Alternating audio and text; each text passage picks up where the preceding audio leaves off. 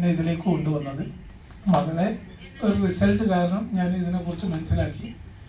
അപ്പോൾ ഉസ്താദ് ആയതുകൊണ്ട് പെട്ടെന്ന് നമ്മളോട് എല്ലാവരും ചോദിക്കുകയല്ലേ, ഇത് ഹലാലാണോ, നിങ്ങൾ അങ്ങനെ ഇതിൽ പൊട്ടെന്ന്. അപ്പോൾ 1-2 ദിവസം കുത്തിരുന്ന് പഠിച്ചു. അപ്പോൾ ഇതെന്താണെന്നും മണിച്ചെയിനല്ലെന്നും ഹലാലാണെന്നും ബോധ്യപ്പെട്ടെന്ന് ഇത് ആത്മാർത്ഥമായി ഇറങ്ങി. പിന്നെ പൈസക്ക് നേരത്തെ ആവശ്യമൊക്കെ ഉണ്ട്. പൈസ ഒന്നും നമ്മളെ ജീവിതത്തിൽ പറഞ്ഞതല്ല, നമുക്ക് ഇങ്ങനെ അങ്ങ് പോവാം എന്ന് വിചാരിച്ച് വീട്ടിൽ ഇങ്ങനെ അടുങ്ങി ഒതുങ്ങി നിൽക്കുന്ന സമയത്താണ് ഈ മൈ ലൈഫിലേക്ക് അയ്യൂബ് സാറ് എന്നോട് വിഷയം പറയുന്നതും ഇത് ശരിയാണെന്ന് ബോധ്യപ്പെടുന്നതും. അന്ന് മുതൽ ആത്മാർത്ഥമായി ഏറ്റെടുത്ത് പ്രവർത്തിക്കാൻ തുടങ്ങി.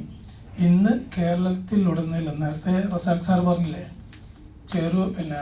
കൊണ്ടോട്ടി GTS 4 ആൾ 5 ആൾ 10 ആളെയും തുടങ്ങി. ഇപ്പം ഇന്നലൊക്കെ ഇതുപോലെ വളരെ ഉഷാറായിട്ട് കൂടുതലുള്ള നമ്മളെ ടീമിൽപ്പെട്ട ആളുകൾ തന്നെയാണ്. അവിടെ വലിയൊരു GTS നടക്കുന്നുണ്ട്. അതിൽ നല്ല പ്രഗത്ഭന്മാരായ ലീഡേഴ്സും അവിടെ വരുന്നുണ്ട്. അവിടെ ഇന്നലെ ഉണ്ടായ ഒരു സംഭവം, മൈ ലൈഫിലേക്ക് 3-4 കൊല്ലം മുന്നേ വന്ന് നല്ല 4-5 ഭാഷ കൈകാര്യം ചെയ്യാനറിയും. നല്ല കഴിവുള്ള ഒരാളാണ്, നമ്മളെ സാർമാർക്കൊക്കെ അറിയാം.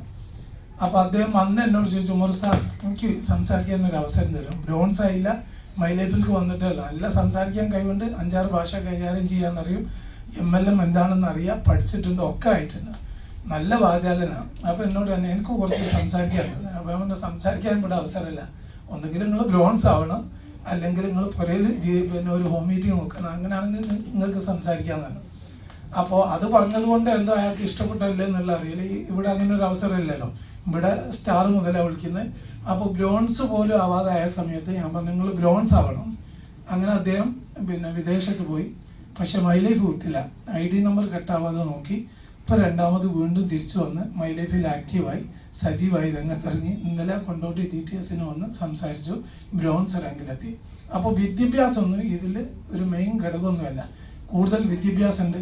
ഞാൻ പറയുന്നത് കൂടുതൽ വിദ്യാഭ്യാസവും കൂടുതൽ സംസാരിക്കാനുള്ള കഴിവും ഇതിന് നെഗറ്റീവായിട്ടാണ് ഞാൻ മനസ്സിലാക്കുന്നത്. വിദ്യാഭ്യാസം ഇല്ലാത്തവർക്ക് നല്ല ഉഷാറായിട്ട് തിളങ്ങാം. മറ്റേ വിദ്യാഭ്യാസമുള്ള ആളുകൾക്ക് കൂടുതൽ അവരുടെ സ്റ്റാൻഡേർഡൊക്കെ നോക്കി, നേരത്തെ നിയാസർ പറഞ്ഞില്ലേ, IT മേഖലയിൽ ഞാൻ ഈ ബിസിനസ്സിലേക്ക് വരുന്നവരെ എൻ്റെ മൂപ്പര് ഭാര്യ വീട് എൻ്റെ നാട്ടിലാണ്. അപ്പോൾ ആ ഭാര്യ വീട്ടിലുള്ള അളിയന്മാരോട് ഞാൻ ഈ ബിസിനസ് പറഞ്ഞത്. അപ്പോൾ എന്നോട് അന്ന് പറഞ്ഞ വർത്താനം, അന്നത്തെ നിയാസർ കേട്ടോ, ഇന്നത്തെ അല്ല, അന്ന് എന്നോട് പറഞ്ഞ വർത്താനം, എൻ്റെ പുരയുണ്ട്, ഞങ്ങളെ പുരയുണ്ട് ഒരു അളിയന് പെങ്ങളെ ഭർത്താവ്, ഇത്രയോ കലയി പോലെ ഒരു കുഞ്ഞും കിട്ടിയില്ല, ഇനി വെറുതെ ആ ബിസിനസ്സിൽ പോയി വെറുതെ സമയം കളയണ്ടാവും. എന്നാൽ ആ നിയാസറാണ് ഇന്നിവിടെ വന്ന് STC റാങ്കിൽ സംസാരിച്ചത്.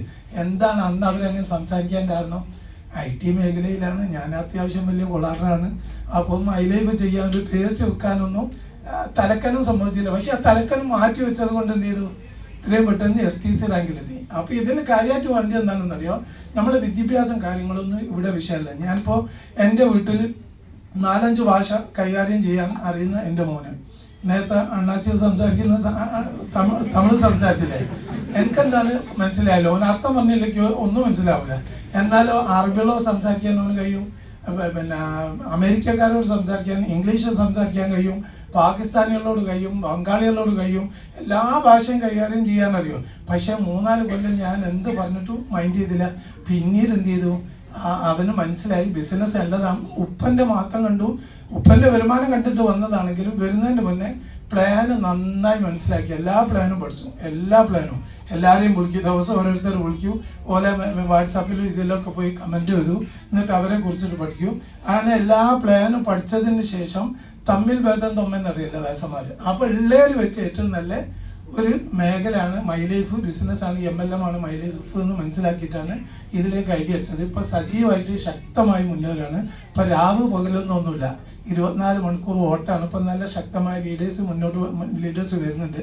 അപ്പോൾ ഞാൻ പറഞ്ഞുകൊണ്ടിരുന്നത് വിദ്യാഭ്യാസത്തിനൊന്നും ഇതിൽ വലിയ പ്രാധാന്യമില്ല. പക്ഷെ വിദ്യാഭ്യാസമുള്ള ആളുകൾക്ക് എളുപ്പത്തിൽ എന്ത് ചെയ്യുക, കാര്യങ്ങൾ മനസ്സിലാക്കാൻ കഴിയും. അപ്പോൾ വിദ്യാഭ്യാസം കൊണ്ടല്ലാതെ ഒരു വിദ്യാഭ്യാസവും ഇല്ലാതെ ഒരു 5 കൊല്ലം കൊണ്ട് ഒരു 13 കോടി റുപ്യേൻ്റെ സാധനം, 14 കോടി റുപ്യേൻ്റെ സാധനം കമ്പനിക്ക് ഞാൻ ചിലവാക്കി കൊടുത്തു. അതിന് 10-50 ലക്ഷം 53 ലക്ഷം രൂപ എനിക്ക് കിട്ടുകയും ചെയ്തിട്ടുണ്ട്. പിന്നെ പെർഫോമൻസ് 3 കൊല്ലമായി സ്ഥിരമായിട്ട് പെർഫോമൻസ്, മാസത്തിൽ ഒരു 24,000 റുപ്യ പെർഫോമൻസും NTC ബോണസും നിരന്തരം ഒരു പണിയെടുക്കാതെ എല്ലാ മാസവും കിട്ടിക്കൊണ്ടിരിക്കാം.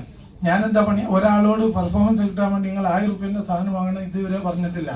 ഞാൻ എന്ത് ചെയ്തു, പ്രൊഡക്റ്റിന് ആവശ്യമുള്ള കുറേ ആളുകളെ എൻ്റെ ടീം ഉണ്ടാക്കിയെടുത്തു. അത് ഞാൻ ചെയ്ത്. അല്ലെങ്കിൽ അതിനെ ഉണ്ടാക്കിയെടുക്കുന്ന കുറേ ലീഡേഴ്സിന്, ഇപ്പോൾ റഷീദ് സാർ ഇവിടുന്ന് സംസാരിച്ചില്ലേ, അദ്ദേഹത്തിന് ഈ പ്രൊഡക്റ്റ് നല്ലതാണെന്നും പ്ലാൻ നല്ലതാണെന്നും ലീഡേഴ്സ് നല്ലതാണെന്നും കമ്പനി നല്ലതാണെന്നും ഞാൻ ബോധ്യപ്പെടുത്തി കൊടുത്ത്. എനിക്ക് പറഞ്ഞു കൊടുക്കാൻ കഴിയില്ല. ഞാൻ ചെയ്ത് ഇതുപോലെ GTS കൊണ്ടുവന്ന് റഷീദ് സാറെ മനസ്സിലാക്കി കൊടുത്ത്. എന്ന് റഷീദ് സാറെ കാര്യത്തിൽ എനിക്ക് ബേജാറില്ല, കാരണം അദ്ദേഹം ആയിക്കോളും. അതുപോലെ തന്നെ സിദ്ദീഖ് സാർ, വന്നുള്ള സിദ്ദീഖ് സാർ, അദ്ദേഹത്തിന് കാര്യങ്ങൾ മനസ്സിലായി. അപ്പോൾ കാര്യങ്ങൾ മനസ്സിലാക്കി കൊടുക്കാൻ നമുക്ക് കഴിഞ്ഞില്ലെങ്കിലും ഇങ്ങനത്തെ GTS കൊണ്ടുവന്ന് നമ്മൾ ആർക്കൊണ്ടെങ്കിലും ഏതെങ്കിലും മീറ്റിങ്ങിൽ കേട്ട് കാര്യങ്ങൾ മനസ്സിലാക്കി കൊടുത്താൽ അവർ മുന്നേറും. അങ്ങനെ വിജയിക്കുന്ന സമയത്ത് നമുക്ക് വിജയിക്കാൻ പറ്റിയ വലിയൊരു മേഖലയാണ്. എല്ലാവരും ഏറ്റെടുക്കുക എന്ന് മാത്രം പറഞ്ഞുകൊണ്ട് അവസാനിപ്പിക്കുന്നു.